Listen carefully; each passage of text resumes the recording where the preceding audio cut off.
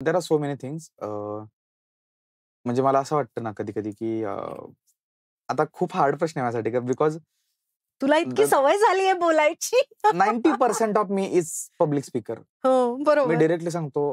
पण मला त्या 10% मध्ये बिकॉज इंटरेस्ट आहे. I really don't have a personal life. Hmm. I don't have anyone to lean on. My family is so supportive.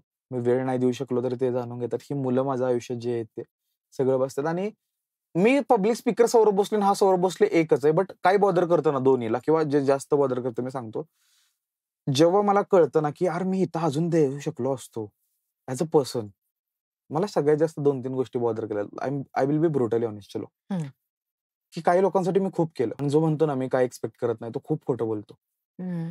Expect करता तुम्ही आणि हे नॅचरल डिफॉल्ट सेटिंग आहे. हं. रिअलिस्टिक एक्स्पेक्टेशन कधी येतात माहितीये का? हं. जेव्हा 10 वेळा कोणतरी एक्स्पेक्टेशनची आई-बहीण करून जातं. बरोबर आहे. मग तुम्ही रिअलिस्टिक एक्स्पेक्टेशन ठेवता. अगदी